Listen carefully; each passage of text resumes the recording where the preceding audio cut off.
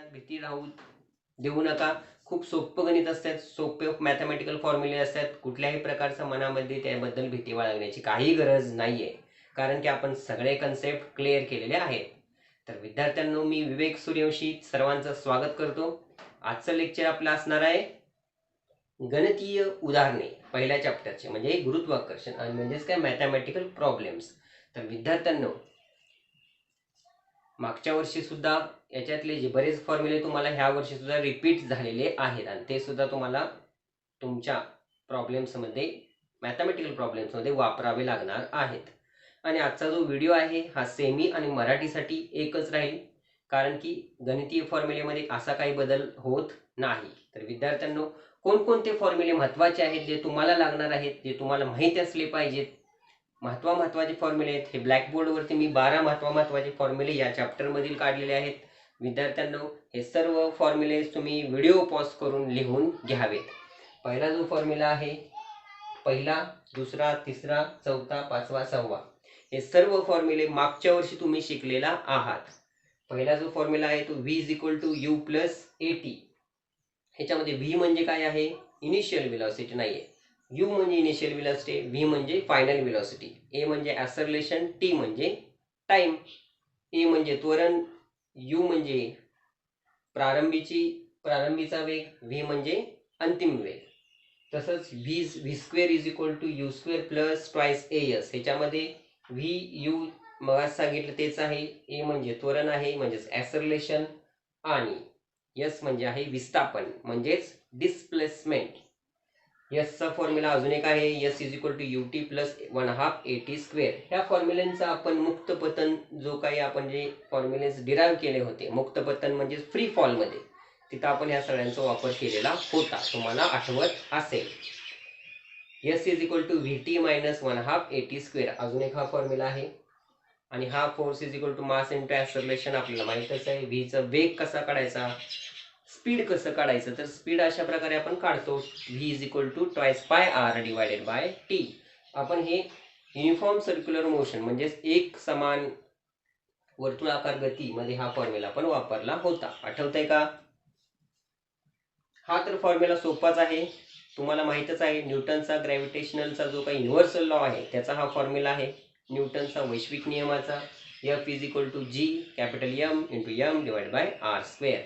जी म्हणजे gravitational constant आहे, M म्हणजे पृथ्वीचं मास आहे, स्मॉल m म्हणजे त्या ऑब्जेक्टचं मास आहे, R म्हणजे काय आहे, त्या दोन वस्तूमध्ये असलेलं अंतर आहे, आणि त्या अंतराचा असतं वर्ग आहे. v is equal to gt, s is equal to 1/2 gt square, v square is equal to twice gs. हे सर्व फॉर्म्युल्यामध्ये आपण हे मुक्तपतनाच्या वेळेस फॉर्म्युले काढलेले आहेत. मुक्तपतन म्हणजे काय? Free fall. ओके, ह्याच्यामध्ये हे फॉर्म्युले आपण तिन्ही सुद्धा डिराईव्ह केले होते, आठवते का? महत्वाचे फॉर्म्युले आहेत. एस्केप व्हेलॉसिटी फॉर्म्युला आपण शेवटच्या व्हिडिओमध्ये पाहिलेला आहे. Square root of twice capital G into M divided by R, हा आहे एस्केप व्हेलॉसिटी. आणि पृथ्वीवरची एस्केप व्हेलॉसिटी किती असली पाहिजे? किती? 11.2 किलोमीटर पर सेकंड. हा समजला तुम्हाला फॉर्म्युला? हा एक फॉर्म्युला G चा आहे, म्हणजेच काय? Gravitational acceleration capital G into M divide by R square, where G is gravitational constant, M is mass of earth and R is radius of earth. समजलं? G म्हणजे गुरुत्वाचा स्थिरांक, M म्हणजे वस्तुमान, आणि R म्हणजे कॅपिटल काय आहे? पृथ्वीची त्रिज्या. तर विद्यार्थ्यांनो, हे महत्त्वपूर्ण फॉर्म्युलेज, सर्व फॉर्म्युलेज व्हिडिओ पॉज करून घ्या आणि लिहून घ्या. विद्यार्थ्यांनो, आता तुम्ही सर्व फॉर्म्युले लिहून घेतलेले आहेत. तर आता या पाठामध्ये जे काय गणितीय सूत्र होती, उदाहरणं होती, ते मी तुम्हाला त्याचे पेज क्रमांक 6 वरती तुम्हाला हे एक्झाम्पल लिहिलेलं आहे. ते एक्झाम्पल काय आहे? महेंद्र आणि Virat are sitting at a distance 1 metre away from each other. Their masses is 75 kg and 80 kg respectively. And calculate the gravitational force between Mahendra and Virat. हे आपल्याला विचारलेलं आहे. आता दोन महेंद्र आणि विराट आहे. महेंद्रचं मास किती दिलेलं आहे? 75 kg. ओके, म्हणजेच महेंद्रचं वस्तुमान 75 किलोग्रॅम आहे, विराटचं वस्तुमान आहे 80 किलोग्रॅम. ह्या दोघांमध्ये असलेलं गुरुत्वीय आकर्षणाचं बल हे आपल्याला इथं काढायचं आहे. ते कसं काढतो आपण, तर त्याच्यासाठी न्यूटनचा जो काय वैश्विक नियम आहे ते आपल्याला इथं वापरावा लागेल. तो कोणता आहे, F = G m1 m2 upon r². m1 ची किंमत दिलेली आहे 75, m2 ची किंमत विराट समास हे आहे 80 kg आणि दोघांमध्ये अंतर आहे 1 मीटर, म्हणजेच 1 मीटरचा वर्ग. ह्या तिन्ही गोष्टी आपण याच्यामध्ये पुट केल्या. जी आहे गुरुत्वाकर्षणाचा कॉन्स्टंट, म्हणजेच गुरुत्वीय स्थिरांक आहे हा. याची व्हॅल्यू कॉन्स्टंट असते हे आपण पाहिलेली आहे. 6.67 × 10⁻11 × 75 × 80 /1². हे मी तुम्हाला सिम्प्लिफाय करून सॉल्व्ह करूनच तुम्हाला एक्झाम्पल पुस्तकात सुद्धा दिलेलं आहे. फक्त व्हॅल्यूज कोणकोणते आहेत, कशा कशा असतात व्हॅल्यू हे तुम्हाला समजल्या पाहिजे. फॉर्म्युला कशा प्रकारे वापरायचा आहे हे तुम्हाला याच्यातून समजलं पाहिजे, यासाठी मी तुम्हाला एक्झाम्पल इथं दिलेलं आहे. म्हणजे याच्यामध्ये तुम्हाला फोर्स = काय आलेलं आहे, 4.002 × 10⁻11 न्यूटन. न्यूटन हे फोर्सचं काय आहे, युनिट आहे. समजलं तुम्हाला विद्यार्थ्यांनो? या दोघांमध्ये असलेलं आकर्षण बल हे किती असेल, तर हे असेल बोर्डवरती लिहिलेलं आहे तेवढं. समजलं? हा होता आपला पहिला जो काही फॉर्म्युला आहे तो कशा प्रकारे वापरलेला आहे हे आपण इथं शिकलेलो. बल हे आपण काढलेलं आहे, हे किती आहे, 4.002 × 10⁻7 न्यूटन्स. ओके. तर पुस्तकामध्ये याला जोडूनच एक प्रश्न तुम्हाला विचारण्यात आलेला आहे. तो प्रश्न काय आहे, तर हा प्रश्न आहे महेंद्र, ओके, महेंद्र आणि विराट हे एका बेंचवरती बसलेले आहेत आणि हा जो बेंच आहे ना हा कसा आहे, फ्रिक्शनलेस आहे. म्हणजे काय आहे, घर्षण याच्यामध्ये नाही आहे. मग घर्षण या दोघांमध्ये नसेल तर बेंचवरती नसेल तर विराट आणि महेंद्र एकमेकाकडे काय होतील, आकर्षित होतील. समजलं? मग इथं काय तुम्हाला विचारलेलं आहे, तर इथं महेंद्रचं तुम्हाला वेग काढायला सांगितलेलं आहे t सेकंदानंतर. टी किती दिलेला आहे, 1 सेकंद दिलेला आहे. म्हणजे t = 1 सेकंद. एका सेकंदानंतर विराटकडे सरकण्याचा महेंद्रचा वेग किती असेल हे तुम्हाला इथं काढायला सांगितलेलं आहे. तर आपण वेग कसा काढतो, न्यूटनचं समीकरण आठवलं? न्यूटन्स लॉ ऑफ मोशनचं पहिलं समीकरण आहे, काय आहे, v = इथं लिहितो मी, काय आहे तर लिहिलेलंच आहे, v = u + at. म्हणजे हे समीकरण आपल्याला इथं वापरावं लागेल. त्याच्यामध्ये a ची व्हॅल्यू, u ची व्हॅल्यू किती आहे, इनिशियल 0च राहणार आहे इनिशियल व्हॅल्यू. v आपल्याला काढायचा आहे, t दिलेला आहे 1 सेकंद आणि a आपल्याला काढायचा आहे. a आपण कसा काढतो, तर F = m × a. बघा मी तुम्हाला आधीच सांगितलं होतं की फॉर्म्युले कसे वापरायचे हे तुम्हाला समजून घ्यावं लागेल. आता इथं आपल्याला a काढायचा. a कसा काढायचा, फोर्स दिलेला आहे आपल्याला, मास आपल्याला माहित आहे, मास महेंद्रचं दिलेलं आहे 75 किलोग्रॅम. मास महेंद्रचं किती आहे, 75 kg. तर आपण a कसा काढू, आपण a कसा काढू, a आपण असा काढू, a = F / किती, m. F ची किंमत इथं आहे, बरोबर. म्हणजेच आपण असं लिहू शकतो, कसं, तर a = F / m. m ची किंमत किती आहे, 75 किलोग्रॅम. कारण की आपल्याला महेंद्रचं विचारलेलं आहे, लक्ष ठेवा, 75. आता ह्याचं सॉल्व्ह केलं आपण, सिम्प्लिफाय केलं, तर सिम्प्लिफाय केल्यानंतर ह्याची व्हॅल्यू किती येते, तर ह्याची व्हॅल्यू येत आहे 5.34 × 10⁻9. 5.34 × 10⁻9 मीटर/सेकंड². समजलं? हे झालं a ची व्हॅल्यू. आपल्याला काय करायचं आहे, v काढायचं आहे. हे आपण ह्याच्यामध्ये पुटअप करूया, ह्या व्हॅल्यू ह्याच्यामध्ये पुट करूया. म्हणजे v = u ची किंमत किती आहे, 0 + 80. 80 ची a ची किंमत हे आहे 5.34 × 10⁻9 आणि t ची किंमत किती आहे, 1 आहे. म्हणजे v ची किंमत किती आली, v = 5.34 × 10⁻9. हे काय आहे, मीटर/सेकंद. म्हणजे इतकं कमी वेळ लागेल, म्हणजे इतकं कमी त्याची गती आहे, इतकी नगण्य गती आहे. निग्लिजिबल आहे वेग महेंद्रचा विराटकडे सरकण्याचा, तो आपल्याला डोळ्यानं जाणवणार सुद्धा नाही. एका सेकंदानंतर 5.34 × 10⁻⁹ मीटर पर सेकंड स्क्वेअर एवढा त्याचा काय आहे वेग आहे. समजलं विद्यार्थी मित्रांनो. आणि वेग तर सांगितलं मी खूपच संत आहे. याच सर्व माहितीवरती आधारित एक्झाम्पल क्रमांक 3 जे तुमच्या जरा डोके चालवा या सेक्शनमध्ये तुम्हाला प्रश्न विचारण्यात आलेला आहे. त्याच्यामध्ये तुम्हाला काय प्रश्न विचारलेला आहे, महेंद्रचं जर गुरुत्वीय त्वरण ए हे आपण मगाशी काढलं होतं, हे 5.34 × 10⁻⁹ मीटर पर सेकंड स्क्वेअर हे जर आपण स्थिर धरलं तर महेंद्रचा विराटकडे सरकण्याचा वेग किती असेल, म्हणजे वेळ किती लागेल महेंद्रला विराटकडे 1 सेंटीमीटर सरकण्यासाठी. महेंद्रला विराटकडे 1 सेंटीमीटर सरकण्यासाठी वेळ किती लागेल हे तुम्हाला विचारलेलं आहे. इथं तुम्हाला 1 सेंटीमीटर हे काय दिलेलं आहे, यस ची व्हॅल्यू दिलेली आहे 1 सेंटीमीटर. हे आपण मीटरमध्ये कन्वर्ट करून घेतलेली आहे. मीटरमध्ये घेतली म्हणजे 0.01 मीटर, म्हणजेच काय 1 × 10⁻² मीटर. समजलं तुम्हाला. ही इथं व्हॅल्यू इथं तुम्हाला दिलेली आहे. तर आपण एक फॉर्म्युला आपल्याला माहित आहे न्यूटनचा थर्ड काय आहे तो, यस बरोबर ut + 1/2 at स्क्वेअर. ह्याच्यामध्ये u ची किंमत किती असणार आहे इनिशियल, ती असेल 0.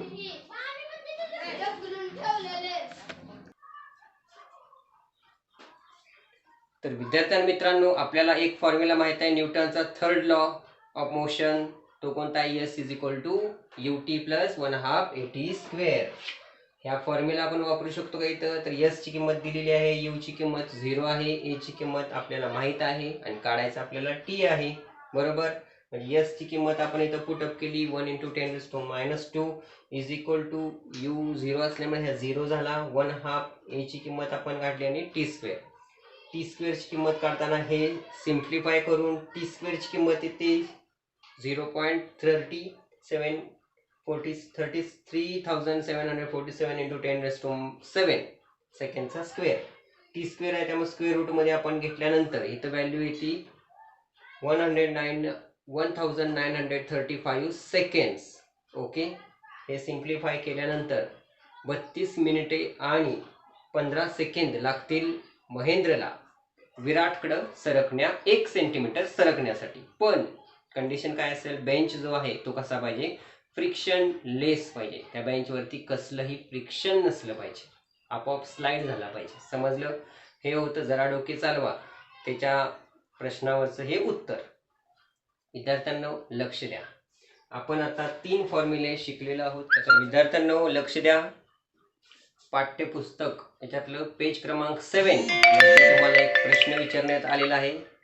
तो प्रश्न आहे, आपण मागील उदाहरणामध्ये महेंद्र वरील पृथ्वीच्या गुरुत्वीय बलाचे परिणाम काढा हे असं तुम्हाला सांगितलेलं आहे. म्हणजेच महेंद्रवरती पृथ्वीचं ग्रॅव्हिटेशनल फोर्स आहे त्याचा काय परिणाम होईल हे तुम्हाला इथं विचारलेलं आहे. समजलं. म्हणजेच काय करायचं आहे तुम्हाला, महेंद्रचं मास तुम्हाला 75 kg दिलेलं आहे.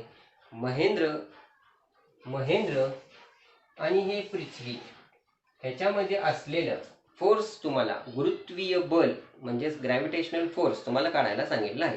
ग्रॅव्हिटेशनल फोर्स आपण कसा काढतो, product of masses of 2 object divided by distance between that object. समजलं तुम्हाला. म्हणजे ह्याच्यामध्ये 2 ऑब्जेक्ट कोणते आहेत, एक आहे मास पृथ्वी आणि एक आहे ऑब्जेक्ट कोणता, महेंद्र. महेंद्रचं मास म्हणजे काय, स्मॉल m पकडले, पृथ्वीचं mass capital M divided by r² हा आहे पृथ्वीच्या सेंटर पासून महेंद्रचं असलेलं अंतर, आणि g म्हणजे ग्रॅव्हिटेशनल कॉन्स्टंट. हे आपल्याला सूत्र इथं वापरावं लागेल. आणि ह्या सगळ्या गोष्टी आपल्याला माहित आहे. g म्हणजे ह्याचं व्हॅल्यू दिलेली आहे, g ची इथं. r ची व्हॅल्यू म्हणजे पृथ्वीची त्रिज्या आहे, m म्हणजे पृथ्वीचं मास आहे आणि स्मॉल m म्हणजे महेंद्रचं मास दिलेलं आहे. या सगळ्या व्हॅल्यूज आपण इथं पुटअप केल्या तर उत्तर येते 733 न्यूटन. म्हणजेच काय, महेंद्रवरती पृथ्वीचं 733 न्यूटन एवढं ग्रॅव्हिटेशनल फोर्स काय होत असेल, ऍक्ट होत असेल. म्हणजेच काय, महेंद्रचं वजन हे 700 म्हणजे वेट महेंद्रचं किती असेल, 733 न्यूटन. समजलं तुम्हाला. विद्यार्थी प्रॉब्लेम 2 याच्यामध्ये तुम्हाला विराम अवस्थेतून सुरू करून म्हणजे सुरुवातीला तुम्हाला महेंद्र हा विरामावस्थेत आहे आणि गुरुत्वीय बलामुळे म्हणजे ग्रॅव्हिटेशनल फोर्समुळे उंचीवरून खाली पडत असल्यास 1 सेकंदानंतर महेंद्रचा वेग किती राहील हे तुम्हाला इथं विचारलेलं आहे. म्हणजेच महेंद्र जर तुम्हाला 1 सेकंदानंतर समजा उंचीवरून हा खाली पडतोय महेंद्र, तर 1 सेकंदानंतर याचा वेग किती राहील. म्हणजे सुरुवातीचा वेग किती आहे विरामावस्थेत 0 आहे, बरोबर. टी तुम्हाला दिलेला आहे 1 सेकंद दिलेला आहे. तुम्हाला आता काय करावं लागेल, तर तुम्हाला काय काढायचं आहे, इथं व्ही काढायचं आहे. व्ही आपण कसा काढतो, तर हे तुम्हाला सूत्र माहित आहे, V is equal to you plus A T. U ची किंमत माहित आहे, ए ची किंमत काय असते, A is equal to F is equal to M into A is equal to F divided by M. म्हणजेच A is equal to F divided by M, बरोबर आहे. मग अशी आपण काढलेला आहे फोर्स 733 डिवायडेड बाय 75, बरोबर. काय तर गुरुत्वीय त्वरण आपण माहित आहे, आपण अभ्यासलोय. गुरुत्वीय त्वरणची व्हॅल्यू किती असते, साधारणपणे पृथ्वीच्या पृष्ठभागावरती 9.77 मीटर पर सेकंड स्क्वेअर ही झाली गुरुत्व त्वरण. आता ह्या व्हॅल्यूज आपल्याला माहित आहेत, हे आपण या इक्वेशन मध्ये पुट केलं. 0 प्लस 9.77 इंटू 1 हे कॅल्क्युलेशन येत आहे, V is equal to 9.77 metre per second. समजलं. म्हणजेच 1 सेकंदानंतर पृथ्वीच्या गुरुत्वीय बलामुळे due to gravitational force after 1 second velocity of Mahendra will be 9.77 metre per second square एवढी राहील. तर विद्यार्थ्यांनो, समजलं तुम्हाला आपण कशा प्रकारे फॉर्म्युलाचा वापर करत आहोत. खूप सोप्या प्रकारे आहे, खूप कन्फ्यूज होऊ नका. उदाहरणं तुम्हाला पुस्तकात सोडवून दिलेली आहेत. माझं फक्त एवढंच मत आहे की तुम्हाला फॉर्म्युले कसे वापरायचे आहेत हे तुम्हाला समजलं पाहिजे. आणि काही उदाहरणं जे शेवट जी तुम्हाला जे सॉल्व्ह करायसाठी दिलेले आहेत ते आपण सॉल्व्ह करणार आहोत. विद्यार्थ्यांनो लक्ष द्या. वेट आणि मासचा जो काय आपण व्हिडिओ पाहिला होता त्याच्यामध्ये तुम्हाला वेट आणि मासवरती आधारित प्रश्न काय असतील हे तुम्हाला समजण्यासाठी आत्ताच आपण हे एक उदाहरण बघणार आहोत. तर आपल्याला माहित आहे वेट म्हणजेच काय, तर gravitational force on object that is on the surface of Earth. म्हणजेच काय, W is equal to M into G, बरोबर. म्हणजेच force is equal to M into G, म्हणजेच that is the weight of that object.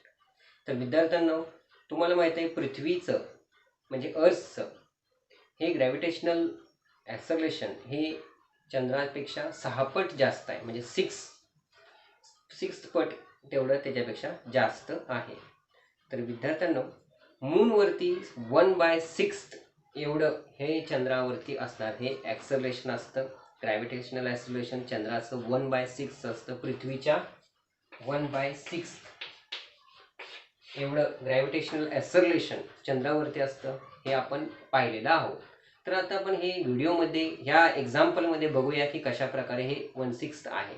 तर इथं तुम्हाला example एक दिलेलं आहे. जर एका व्यक्तीचे वजन म्हणजेच एका व्यक्तीचं वेट हे पृथ्वीवरती अर्थवरती 750 न्यूटन असेल, तर त्याचे चंद्रावरती त्याचे वजन किती असेल हे तुम्हाला इथं विचारलेलं आहे.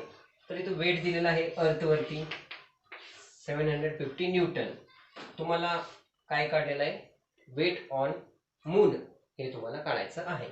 तर इथं अजून एक गोष्ट तुम्हाला इथं दिलेली आहे. तर चंद्राचे वस्तुमान पृथ्वीच्या वस्तुमानाच्या 1/81 पट आहे. म्हणजेच काय, पृथ्वीचे वस्तुमान हे चंद्राच्या वस्तुमानाच्या 81 पट जास्त आहे. समजलं.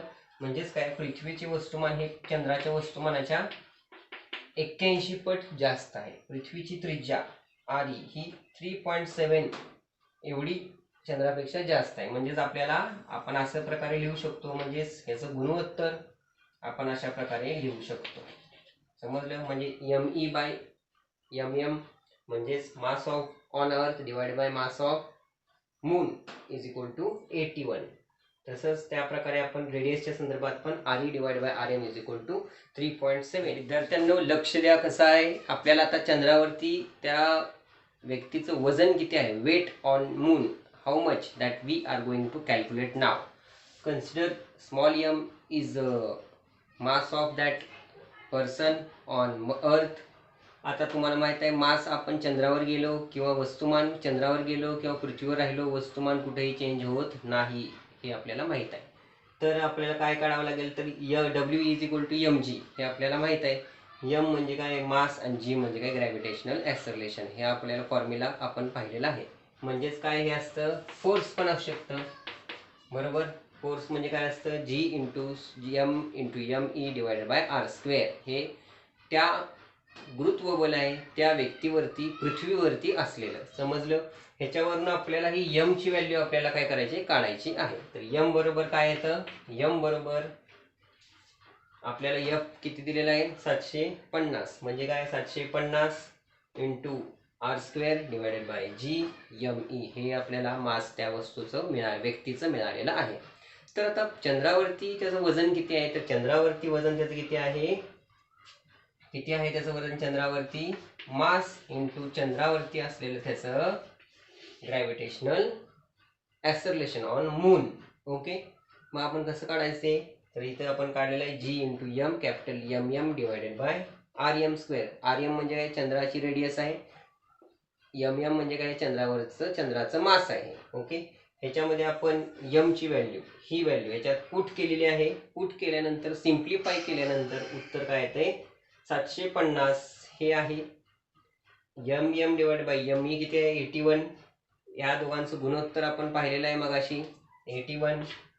आणि r e divide by R m, r e divide by R m 3.7 हा वर्ग आहे, हा स्क्वेअर इथं आपण केलेला आहे. हे सिम्प्लिफाय केल्यानंतर त्या व्यक्तीचं चंद्रावरती असलेलं मास हे 126.8 न्यूटन एवढं आहे. तर ह्याच गोष्टी जर आपण 6 न जर मल्टिप्लाय केलं तर आपल्याला उत्तर काय येतं, नियर अबाउट 760 न्यूटन एवढं उत्तर याचं येतं 6 न मल्टिप्लाय केल्यावर.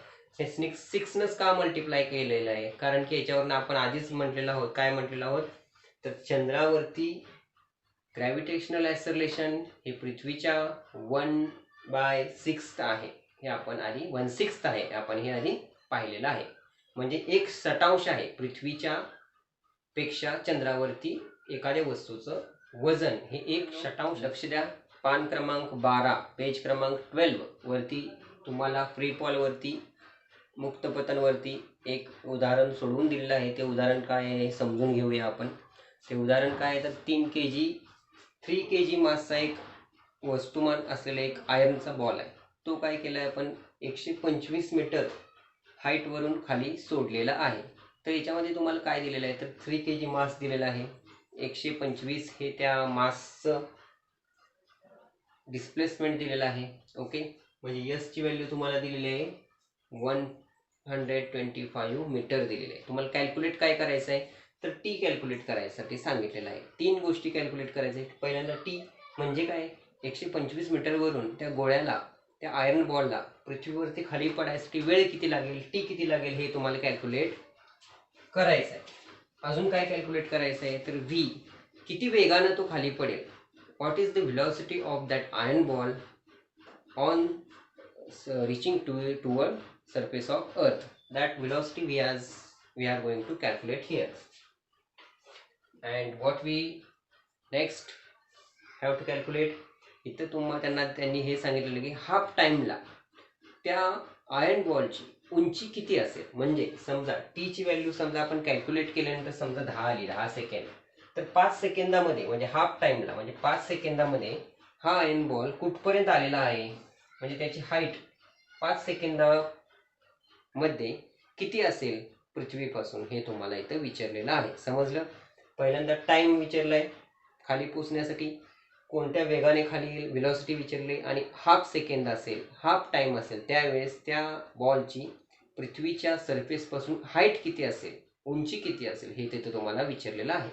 तर विद्यार्थ्यांनो ह्याच्यामध्ये या गोष्टी दिलेल्या आहेत. आणि इथं ऍक्सलरेशन, गुरुत्वीय त्वरण, हे तुम्हाला जी बरोबर 10 मीटर पर सेकंड स्क्वेअर हे तुम्हाला याला इथं सांगितलेलं आहे. जी म्हणजेच काय असतं, ऍक्सलरेशन असते, आपण ए न सुद्धा डिनोट करत असतो.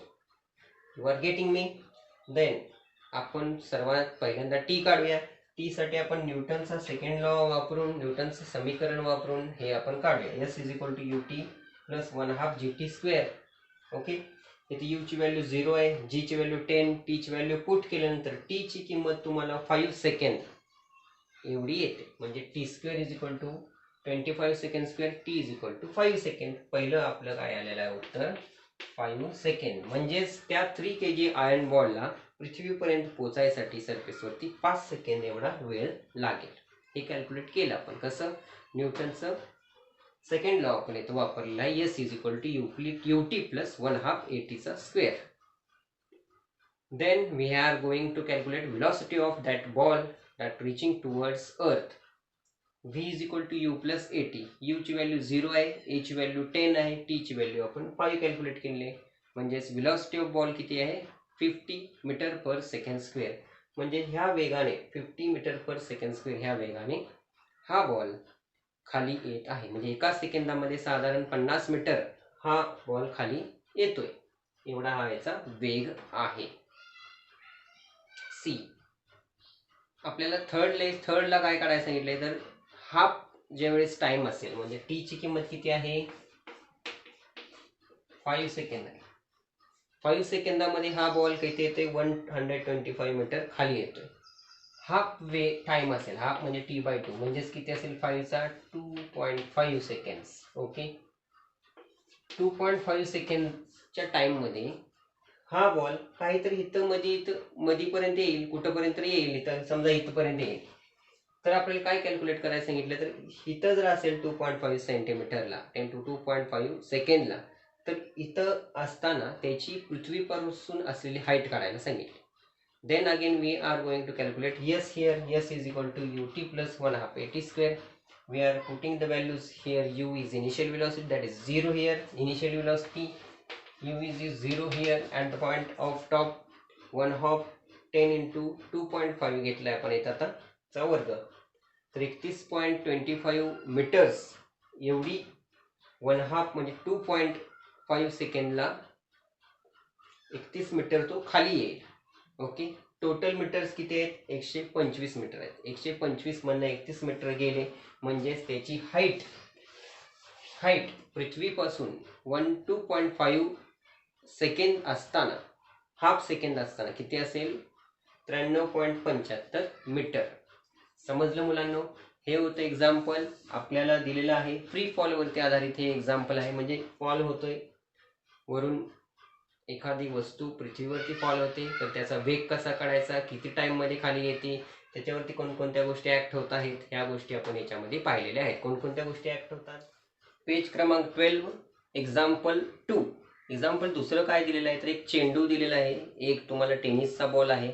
तो टेनिसचा बॉल तुम्ही असा वर फेकलेला आहे. हा पृथ्वीपासून टेनिसचा बॉल असा तुम्ही वर फेकलेला आहे. तो किती हाईट गेलेला आहे? तर S इज हाईट त्याची किती आहे? 4.005 मीटर एवढा उंच तो बॉल तुम्ही असा वर फेकलेला आहे. तर तुम्हाला काय करायचं आहे? ह्याच्यामध्ये तुम्हाला त्या बॉलचं पृथ्वीपासूनचं अंतर दिलेलं आहे. तुम्हाला तिथे त्याची इनिशियल व्हेलॉसिटी कॅल्क्युलेट करायला सांगितलेली आहे. इनिशियल व्हेलॉसिटी म्हणजे किती वेगानं तुम्ही वर फेकला हे तुम्हाला कॅल्क्युलेट करायचं आहे. इनिशियल व्हेलॉसिटी पहिल्यांदा. आणि सेकंड टाइम काय कॅल्क्युलेट करायसाठी सांगितले? तर त्यांनी तुम्हाला टाइम ह्या बॉलला वर जाण्यासाठी आणि वरून खाली येण्यासाठी किती वेळ लागला हे तुम्हाला इथं कॅल्क्युलेट करायचं आहे. तर इथं तुम्हाला जी ची व्हॅल्यू दिलेली आहे 10 मीटर पर सेकंड स्क्वेअर. तर आपल्याला माहित आहे ज्यावेळेस बॉल खालून वर जातो त्यावेळेस जी कसा असतो? निगेटिव्ह असतो, कारण की जी ची डायरेक्शन टुवर्ड्स अर्थ असते. पण ज्यावेळेस बॉल वर जात असेल त्यावेळेस त्या फोर्समुळे जी ची व्हॅल्यू तेवढीच असते, फक्त ती कशी असते? निगेटिव्ह असते. निगेटिव्ह जी असतो ज्यावेळेस वस्तू गुरुत्वाकर्षणाच्या विरुद्ध दिशेने जात असते तेव्हा. समजलं? तर तुम्हाला हेच गोष्टी कशा वापरायच्या हे समजण्यासाठी हे उदाहरण तुम्हाला बुकमध्ये दिलेले आहे. आपण अजून उदाहरणं सोडवणार आहोत. हे सोडवलेलीच उदाहरणं आहेत पुस्तकात. मी तुम्हाला समजून सांगतोय कशा प्रकारे सोडवलेली आहेत. आपल्या स्वाध्यायामध्ये, आपल्या एक्सरसाइजमध्ये जे काही उदाहरणं आहेत ते आपण सर्वच्या सर्व उदाहरणं सोडवणार आहोत. तर या गोष्टी तुम्हाला दिलेल्या आहेत. इनिशियल व्हेलॉसिटी वर असताना लास्ट व्हेलॉसिटी अंतिम वेग किती असेल? तर 0 असणार आहे. वरती पोहोचल्यानंतर इथं वेग किती असेल? सुरुवातीचा 0 असेल अंतिम वेग. डिस्प्लेसमेंट दिलेला आहे 4.05 मीटर आणि इथं तुम्हाला जी म्हणजे -10 घ्यावं लागेल. कशासाठी? तुम्हाला इनिशियल व्हेलॉसिटी काढण्यासाठी. समजलं? म्हणजे इथं तुम्ही 0 ठेवलं. u ची व्हॅल्यू काढायची आपल्याला u². 2 इंटू सगळ्या पॉईंट व्हॅल्यूज आपण पुटअप केल्या. U square is equal to 81, u is equal to 9 metre. 9 येतं आहे उत्तर त्याचं, म्हणजे 9 मीटर पर सेकंड एवढ्या वेगानं तुम्हाला तो बॉल वरती फेकावा लागेल.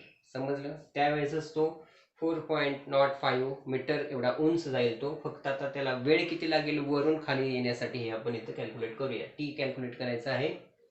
इनिशियल व्हेलॉसिटी वरून खाली येताना आपल्याला करायचं आहे. आता वरून खाली येताना इनिशियल व्हेलॉसिटी किती असणार आहे? 0 असणार आहे. जी किती असेल तर 10 असेल, कारण की पॉझिटिव्ह असेल, कारण तो पृथ्वीच्या गुरुत्वाकर्षणाच्या दिशेला असल्यामुळे हा जी कसा असेल आता पॉझिटिव्ह असेल. Okay. S is equal to U T, न्यूटनचं हे सेकंड लॉ. त्यानुसार 1/2 AT स्क्वेअर या व्हॅल्यूज आपण इथं पुटअप केल्या. T square is equal to 0.81, t is equal to 0.9 second झालं.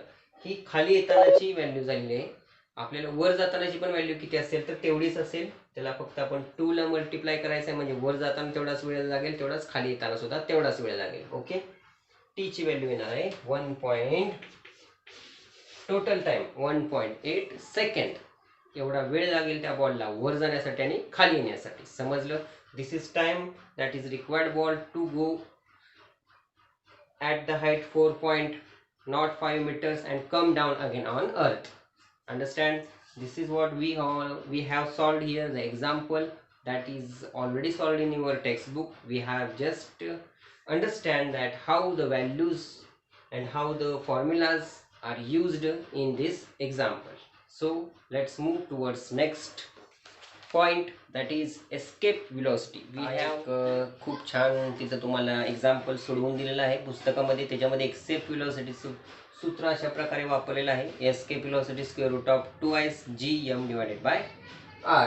आता जर एस्केप व्हेलॉसिटी चंद्रावरती काढायचं असेल तर चंद्राचं तिथं तुम्हाला ग्रॅव्हिटेशनल फोर्स घ्यावा लागेल, चंद्राचंच मास घ्यावं लागेल आणि चंद्राचीच त्रिज्या घ्यावी लागेल, म्हणजे रेडियस घ्यावी लागेल. ह्याच्यामध्ये तुम्ही व्हॅल्यूज पुटअप केल्यानंतर त्याची जी व्हॅल्यू येईल तीच काय असेल? Escape velocity of that escape velocity of that planet. चंद्रावरती एस्केप व्हेलॉसिटी किती आहे तर 2 पॉईंट आपल्या पृथ्वीवरती किती आहे तर त्याच्या साधारण 6 पट ही त्याच्यापेक्षा कमी असणार आहे, म्हणजे 2.37 किलोमीटर पर सेकंड एवढी चंद्रावरती 2.37 किलोमीटर पर सेकंड एवढी चंद्रावरती काय आहे?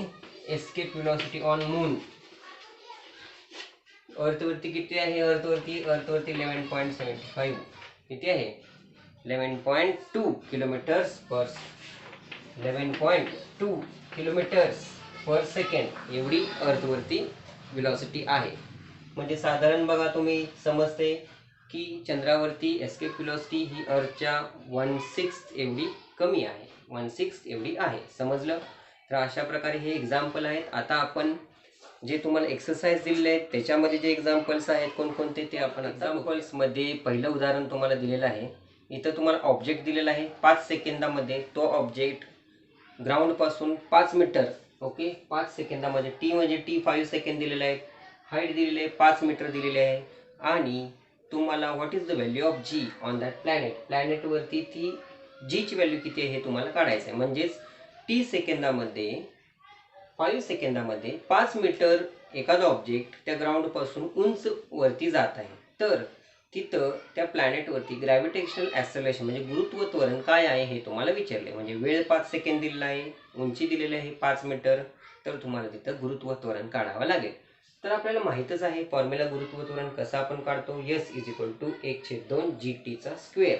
ओके. ह्याच्यामध्ये ह्या व्हॅल्यू दिलीत म्हणून आपण हे सोपा फॉर्म्युला इथं वापरूया. एस म्हणजे जी काढायचं आहे त्यामुळे twice S divided by T square. Okay. S ची किंमत आपण 5 घातली, टी ची किंमत पण 5 आहे, त्याचा वर्ग आहे म्हणजे 5 × 5, 5 गेट कॅन्सल, 2/5 म्हणजेच काय जी इज इक्वल टू 0.4. जीचं ग्रॅव्हिटेशन ॲक्सेलरेशन तुम्हाला इथं युनिट लिहावं लागेल मीटर पर सेकंड स्क्वेअर. हे झालं पहिल्या एक्झाम्पलचं उत्तर.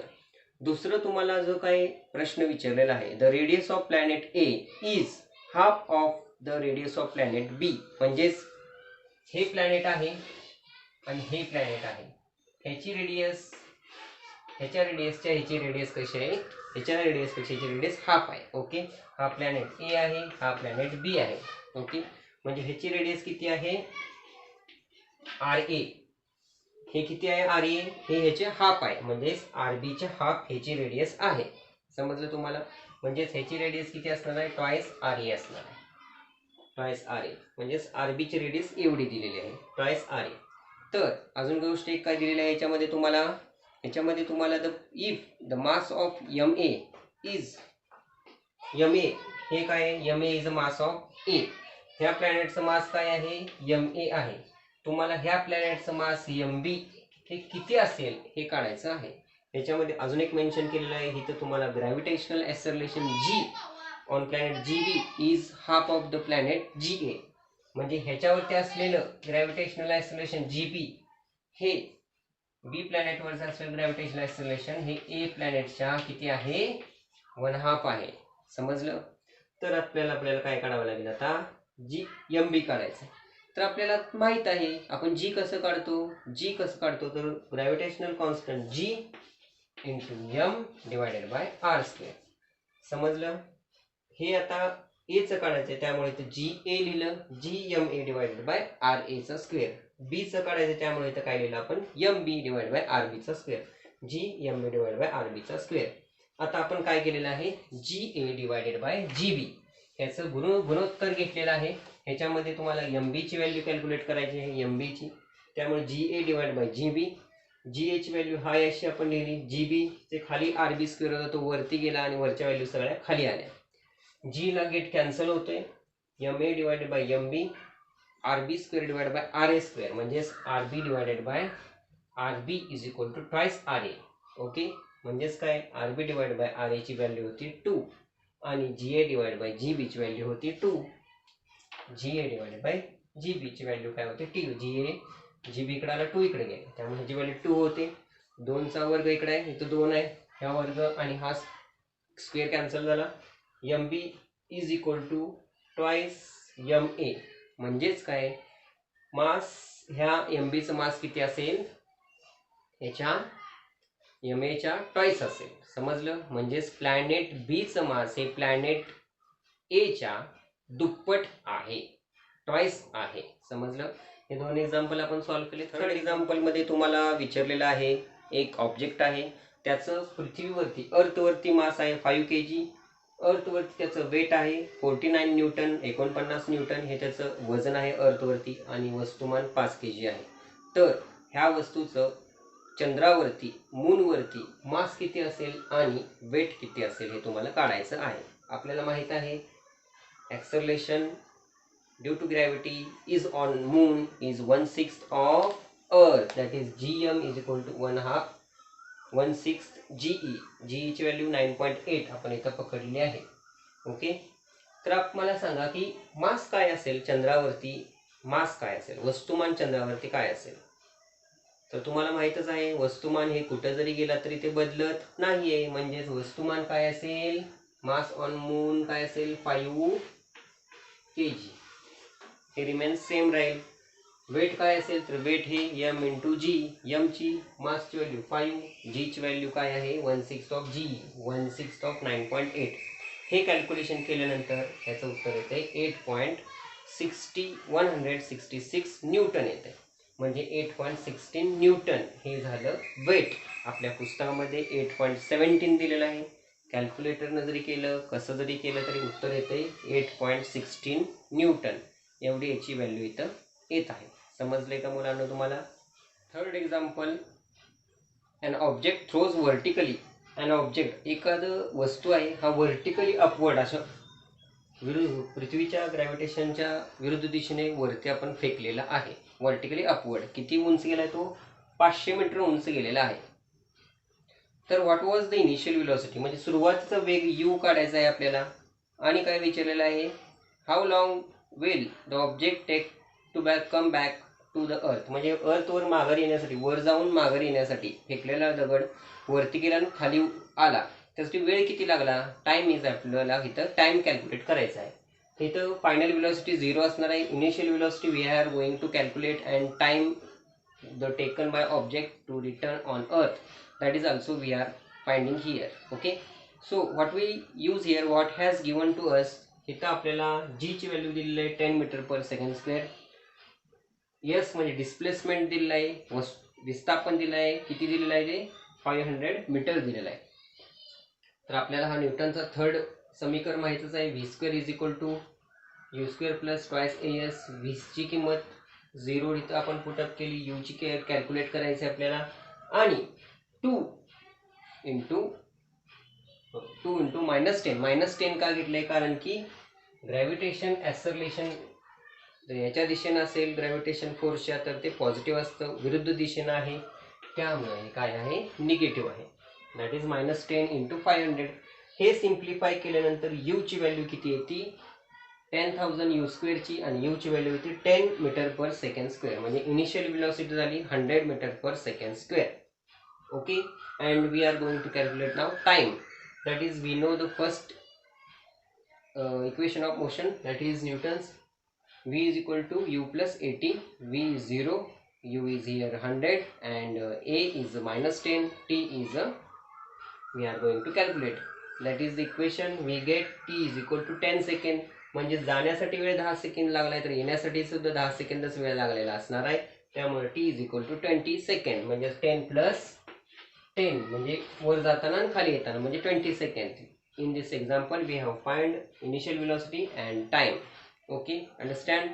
इथं आपण काय उपयोग केलेला आहे, इथं आपण न्यूटनचा थर्ड लॉ वापरलेला आहे, फर्स्ट लॉ वापरलेला आहे, आणि ग्रॅव्हिटेशन निगेटिव्ह असतं हे सुद्धा आपण. Example in book, a ball fall off a table and reaches the ground in 1 second. Okay, म्हणजेच काय, एक बॉल दिलेला आहे इथं तुम्हाला, तो बॉल टेबलावरती आहे, तो टेबलावरून खाली पडत आहे, टेबलावरून बॉल खाली, ह्या टेबल आहे, टेबलावरून बॉल खाली पडतोय. खाली पडण्यासाठी ह्या बॉलला वेळ किती लागतोय टेबलावरून खाली पडायला, तर वेळ हा टी सेकंड म्हणजे 1 सेकंड लागतोय. किती लागतोय, 1 सेकंड. 1 दॅट इज 1 सेकंड हा वेळ लागतोय. ओके, आणि इथं आपल्याला जी, आपल्याला माहित आहे जी इथं दिलेलं आहे, G is 10 metre per second square, एवढा वेळ जी आपल्याला इथं घ्यायला सांगितलं आहे 10 metre per second square. Initial velocity किती असेल वरची, तर ती 0 असणार आहे, खाली पडताना इनिशियल वेलोसिटी 0 असेल. इथं आपल्याला पडतानाची वेलोसिटी म्हणजे काय असेल, वेग काय आहे बॉलचा पडताना हा काढायचा आहे, आणि या टेबलाची उंची म्हणजेच काय, त्या बॉलनं पृथ्वीवर पडायच्या आधी म्हणजे सरफेसवर पडण्यासाठी लागलेला विस्थापन किती केलं, म्हणजे डिस्प्लेसमेंट किती आहे, हे आपण काढलं तर आपल्याला त्या टेबलाची हाईट सुद्धा कळेल. कसे काढायचं हे आपल्याला माहित आहे, काय काय दिलंय आपल्याला, यू दिलाय, टी दिलाय, तर आपल्याला हा फॉर्म्युला माहित आहे, s is equal to you plus 1/2 80 square. ह्याच्यामध्ये यू इज 0, 1/2 80, ए म्हणजेच काय येतं, ग्रॅव्हिटेशनल ॲक्सेलरेशन, जी म्हणजे 1/2 10 इंटू 1चा वर्ग, म्हणजे इथं आपल्याला एस इज 5 मीटर आलेला आहे. 5 मीटर ही टेबलाची काय असेल, हाईट असेल, आणि u is equal v is equal to u plus 80. This is first law of that Newton's equation. u plus gt, g इथं पॉझिटिव्ह असणार आहे, कारण की बॉलची दिशा ही पृथ्वीच्या दिशेनं आहे, पृथ्वीच्या गुरुत्वाकर्षणाच्या दिशेनं खाली पडलेला आहे बॉल, त्यामुळे जी पॉझिटिव्ह आला, आणि v काय आला, 10 मीटर पर सेकंड स्क्वेअर. ह्याच्यामध्ये ही व्हॅल्यू 0 आहे, a into 10 into 1 that is 10 आला, त्यामुळे फायनल वेलोसिटी काय असेल बॉलची, 10 मीटर पर सेकंड. समजा मित्रांनो, नेक्स्ट एक्झाम्पल आहे, ते अगदी सोपं आहे. माझा अशी इच्छा आहे की ते तुम्हीच कॅल्क्युलेट करावं. मी सोडवलेलंच आहे, त्याचं उत्तर पुस्तकामध्ये जे येते 2 × 10⁻20 न्यूटन येते, मी सोडवलेलं आहे. उत्तर अगदी तेच येते आहे, तुम्ही सोडवून घ्या. विद्यार्थी मित्रांनो, अगदी सोपं आहे हे, त्यामुळं त्याचा तुम्हीच सोडवावं अशी माझी अपेक्षा आहे. ह्याच्यामध्ये फॉर्म्युला कोणता वापरायचा आहे हे मी तुम्हाला सांगतो. ह्याच्यामध्ये तुम्हाला फोर्स काढायचा आहे. फोर्स कुठलं काढायचं आहे, फोर्स तुम्हाला पृथ्वी, अर्थ आणि मून ह्याच्यामध्ये जे काय अट्रॅक्शन फोर्स आहे हे तुम्हाला इथं काढायचं आहे. इथं तुम्हाला काय दिलेलं आहे, मास ऑफ अर्थ दिलेलं आहे, मास ऑफ मून हे सुद्धा इथं तुम्हाला दिलेलं आहे, आणि डिस्टन्स बिटवीन अर्थ सेंटर आणि मून सेंटर हे पण दिलेलं आहे. त्यामुळे फोर्स ऑफ अट्रॅक्शन आपण कसं काढतो, G into M into small M divided by R square. इथं जीची किंमत काढा 6.36 इंटू 10⁻11. एमची किंमत दिलेली आहे तुम्हाला ती घाला, आणि स्मॉल एमची म्हणजे मास ऑफ मून दिले ते घाला, आणि डिस्टन्स बिटवीन हे घातल्यानंतर इथं जे व्हॅल्यू येणार आहे ती त्या मून आणि अर्थची काय असणार आहे, अट्रॅक्शन फोर्स असणार आहे दोन वस्तूंच्या मधला. समजलं? तर हे एक्झाम्पल तुम्ही सॉल्व्ह करा, घरी प्रॅक्टिस करा, अगदी सोपं आहे. तर विद्यार्थ्यांनो, पहिल्या चॅप्टरमध्ये ग्रॅव्हिटेशन म्हणजेच गुरुत्वाकर्षण ह्या चॅप्टरमध्ये जेवढे सर्व महत्त्वाचे प्रॉब्लेम्स आपण या पाठामधील सोडवलेले आहेत आणि तुमच्या स्वाध्यायामध्ये दिलेले सर्व प्रॉब्लेम आपण सोडवलेले आहेत. काही 2 प्रॉब्लेम मी तुम्हाला सोडवायला सांगितलेले आहेत आणि कशा प्रकारे सोडवायचे आहेत हे पण हिंट मी तुम्हाला सांगितले आहे. तर मित्रांनो, आपला चॅनल सबस्क्राईब करा, लाईक करा, शेअर करा आणि होमवर्क करत राहा. आपला नेक्स्ट जो असणार आहे चॅप्टर तो असणार आहे मूलद्रव्यांचे आवर्ती वर्गीकरण म्हणजेच classification of elements, periodic classification of elements हा आपला सेकंड चॅप्टर असेल. तर विद्यार्थ्यांनो, लक्ष देत राहा. मी तुमचा मित्र आपल्या ह्या व्हिडिओमधून तुमचा निरोप घेतो. धन्यवाद.